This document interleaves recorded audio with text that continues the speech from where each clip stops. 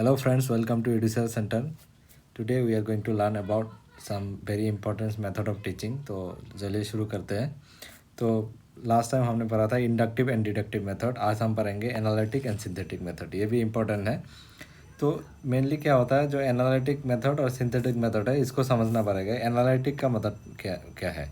Analytic method कुछ भी चीज़ को हम ब्रेक करके उसको अंडरस्टैंडिंग करके उसको करना, उसको एनालिटिक मेथड बोलेंगे. और साइंटिफिक मेथड में क्या करेंगे, ये जो ब्रेकेबल पार्ट्स है उसको जोड़ेंगे हम एक साथ में, तो उसको हम साइंटिफिक मेथड बोलेंगे. तो जैसे आपने ज्योमेट्री वगैरह में पढ़ा होगा, आपने मैथ्स में पढ़ा होगा, जैसे आपका given A is true therefore B is true hence C is true. अगर आपका ए इजिकल टू बी है इजिकल टू सी भी ट्रू है. ऐसे आपका मैथ्स मिला होगा आपका स्कूल लाइफ में. तो इसको हम क्या कर रहा है, here A is the known to be true and the status of C is unknown and required to be ascertained as a true. Proceed from A to C is synthetic. ये method में synthetic method हो रहा है. ए to सी में जा रहा है हम. इसमें आपको ए जो है ये नोन है, ए ट्रू है बोल के आपको सी भी ट्रू है. तो ये नोन टू अननोन में जा रहा है आपका ये सिंथेटिक मेथड में.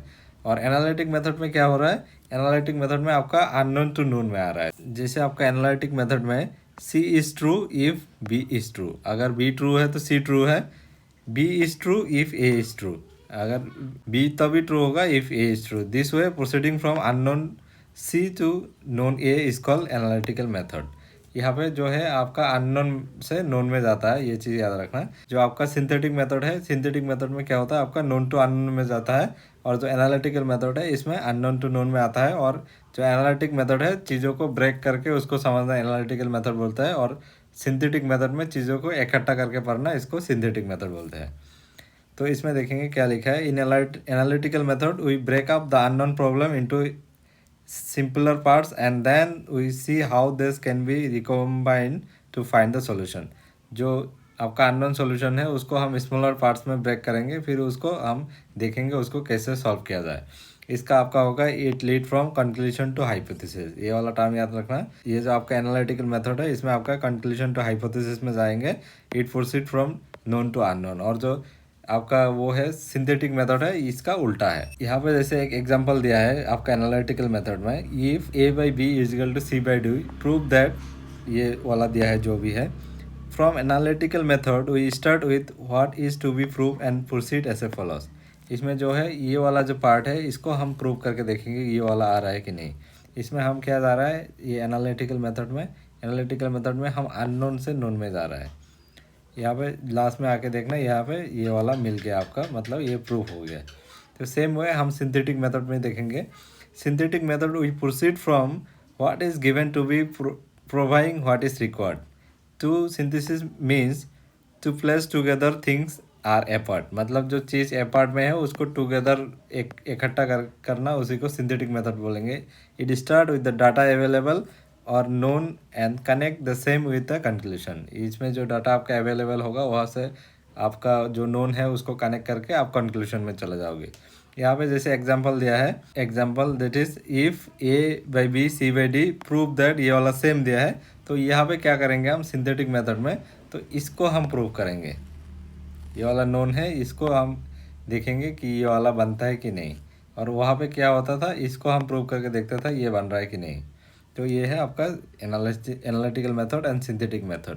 इसमें याद रखने वाला चीज़ वही है, जो एनालिटिकल मेथड है आपका इसमें अननोन टू नोन में जाता है. इसमें जो सिंथेटिक मेथड है, सिंथेटिक मेथड में क्या होता है, नोन टू अननोन में जाता है. फिर देखेंगे हम project based learning. Project based learning क्या होता है. The project based learning is the learner centred method in which the student are challenges to do something by themself outside the real from normal classroom. ये जो project based method है इसमें जो बच्चा है जो क्लासरूम में पढ़ा रहा है उसको छोड़ के जो बाहर में जाके उसको सीखना है, ऐसे प्रोजेक्ट करके उसको सीखना है. जैसे मैं एक एग्जांपल देता हूँ. जैसे क्लासरूम में हमने प्रॉफिट लॉस, ये कॉस्ट प्राइस सेलिंग प्राइस के बारे में बच्चे को पढ़ा दिया. फिर उसका रिलेटेड हमने एक प्रोजेक्ट दिया है जो मार्केट में जाके वो देखेंगे कि कितना उसमें कॉस्ट प्राइस हो रहा है, कितना उसका सेलिंग प्राइस हो रहा है, उसमें कितना प्रॉफिट हो रहा है दुकानदार का. उसको हमने एक प्रोजेक्ट दिया है, वो दुकान में जाके ये सब कैलकुलेट करके वो ये प्रोजेक्ट कर सकता है. ऐसा टाइप का बहुत सारा प्रोजेक्ट होता है मैथमेटिक्स में, जाके वो बच्चा कर सकता है. Project based learning is individuals और group activity that goes over a period of time resulting in a product presentation और परफॉर्मेंस। जो प्रोजेक्ट बेस्ड लर्निंग है इसमें आपका इंडिविजुअल भी हो सकता है, इसमें आपका ग्रुप एक्टिविटीज़ भी हो सकता है। इसमें बच्चे को प्रोजेक्ट दिया जाता है और बच्चा प्रोजेक्ट करके उसमें बाद में प्रेजेंटेशन देता है, उसको परफॉर्मेंस देखा जाता है। A project of mathematics content rich activities, active participation, freedom to students and correlation with the other subject. इसमें जो मैथमेटिक्स का प्रोजेक्ट बेस है उसमें अदर सब्जेक्ट के साथ भी कोरिलेशन किया जाता है, बच्चा सीखता है मतलब इंटीग्रेटेड मैनर में। In project based learning, as a teacher, the first is you have to identify the area of the project, then you have to distribute each area to different groups accordingly the interest of the group। The project based learning follow the following step। इसमें जो है पहले जगह decide किया जाता है कौन सा जगह में देंगे, फिर क्या प्रोजेक्ट देंगे उसका बच्चे के इंटरेस्ट के हिसाब में। तो प्रोजेक्ट बेस्ड लर्निंग में ये फॉलोइंग स्टेप होता है आपका। प्रोवाइडिंग द सिचुएशन दिया जाता है। चूजिंग एंड पर्पजिंग इसमें होता है। Planning for the project, planning करेंगे। एग्जीक्यूट ऑफ द प्रोजेक्ट करेंगे। Judging the project and recording of the project. ये सारा चीज़ आपका प्रोजेक्ट बेस्ड लर्निंग में होता है। नेक्स्ट देखेंगे हम प्रॉब्लम सॉल्विंग मेथड।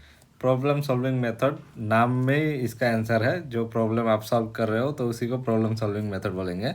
इसमें देखिए problem solving method is a process that involve the collection, organise, analysis and interpret skills of information for arriving at the solution.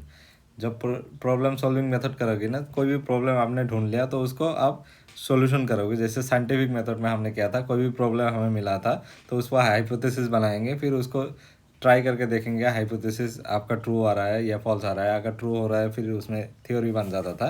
तो सेम वे ये problem solving method भी है। आपको problem पहले वो करना है, डिसाइड करना है, प्रॉब्लम चूज़ करना है, फिर उसको आप ऑर्गेनाइज करोगे, उसको एनालिसिस करोगे, डाटा कलेक्शन करोगे, उसको इंटरप्ट करके फाइनली आप सॉल्यूशन में जाओगे। जैसे ये प्रॉब्लम सॉल्विंग मेथड का हम एक एग्जांपल देंगे। जैसे कोई भी देखना, हम एक प्रॉब्लम है उसको सॉल्व करने का बहुत तरीका होता है। कोई किसी तरीके से वो प्रॉब्लम को सॉल्व करता है, कोई दूसरा आदमी है वो दूसरा फार्मूला लगा के करता है।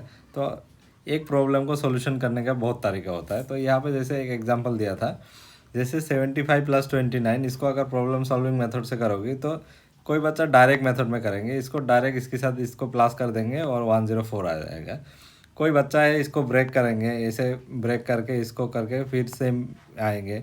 कोई बच्चा है उसको ऐसे ब्रेक करके करेंगे, कोई बच्चा है जो इसको ऐसे करके करेंगे। तो ये जो है प्रॉब्लम सॉल्विंग मेथड, जो अलग अलग आदमी अलग अलग तरह से कर सकता है। यहाँ पे जो जितना भी जैसे भी करो process, all process are correct. तो जो प्रॉब्लम सॉल्विंग मेथड का स्टेप है उसमें क्या क्या है आपका, पहले आपको आइडेंटिफाइंग द प्रॉब्लम, पहले आपको प्रॉब्लम को आइडेंटिफाई करना है। फिर डिफाइनिंग द प्रॉब्लम, इसमें प्रॉब्लम को डिफाइन करना है, इसमें क्या है उसको आपको क्वेश्चन करना है, कैसे आया, कैसे सॉल्व करना है। फिर कलेक्शन ऑफ रिलेवेंट इन्फॉर्मेशन, उसका रिलेटेड रिलेवेंट इन्फॉर्मेशन कलेक्ट करना है।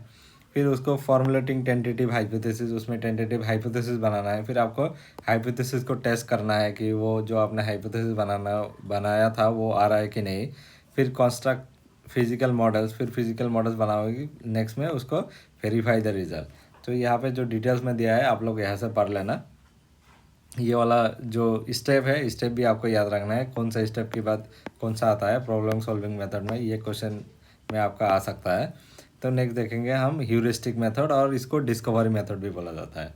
डिस्कवरी मेथड में मेनली क्या है, बच्चा जो है वो खुद करेंगे, लर्निंग बाय डूइंग करेंगे। इसमें बच्चा खुद चीज़ों को डिस्कवर करके सीखेंगे। This method is also known as discovery method. जो ह्यूरिस्टिक मेथड है इसको डिस्कवरी मेथड भी बोला जाता है। It demands the complete self activity of self learning on a part of the student. इसमें जो है बच्चा सेल्फ एक्टिविटी करके सीखता है, सेल्फ लर्निंग करता है। इसमें टीचर का ज़्यादा रोल नहीं होता है। This method help in developing of scientific attitude in the learner. ये जो डिस्कवरी मेथड है इसमें बच्चे में साइंटिफिक एटीट्यूड डेवलप होता है। It develop the self confidence, originality, independence of judgement, thinking power in the learning to make even successful student. ये सारा चीज़ इसमें डेवलप होता है। तो डिस्कवरी मेथड में कैसा टाइप का होता है, ये कैसे डिस्कवरी मेथड होता है उसको हम एग्जाम्पल के साथ देखेंगे। जैसे एक टॉपिक पढ़ाएंगे teacher, volume of the cuvette, class 5 का पढ़ा रहा है, तो इसको डिस्कवरी मेथड से पढ़ाएंगे। और ह्यूरिस्टिक मेथड में इसमें क्या बोलेंगे, let the problem to be finding out the volume of the cuvette of dimension 1 centimetre into 20 centimetre and 8 centimetre. ये जो है ये एक क्यूवेट का वॉल्यूम निकालना है, और डिस्कवरी मेथड से बच्चे से कराएंगे। The teacher should be remember that he has to elicit the process from the student. The teacher has to put the question in such a way that lead to the student to discovery. Teacher को इसी तरह से question पूछना है जो बच्चा है उसमें डिस्कवरी लर्निंग हो, बच्चा खुद का खुद वो आंसर कर सके।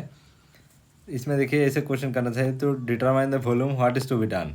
चाइल्ड को क्या बोलेंगे, the child should say that they need a number of unit cubes, using the cubes they will make the given solid और they fill up with the interior space of the solid with the cubes, later they will count the unit cubes. तो इसी तरह से बच्चा जो है खुद का खुद करने सीखेंगे। फिर नेक्स्ट ऐसे क्वेश्चन दे सकते हैं, how many cubes did you use in all. तो बच्चा बोलेंगे कि हमने 18 क्यूब्स यूज़ किया। फिर टीचर क्वेश्चन करेंगे, can you now give me the volume of the cubed. तो बच्चा बोलेंगे यस 18 क्यूबिक सेंटीमीटर। तो ये जो है जो डिस्कवरी मेथड में, उसी में टीचर को इसी तरह से क्वेश्चन करना चाहिए जो बच्चा है उसमें खुद का खुद बच्चे में लर्न हो और बच्चा खुद का खुद करके सीखे। तो ये है आपका डिस्कवरी मेथड। तो ये बहुत इजी है। तो आज का वीडियो बस इतना है, एंड थैंक यू फॉर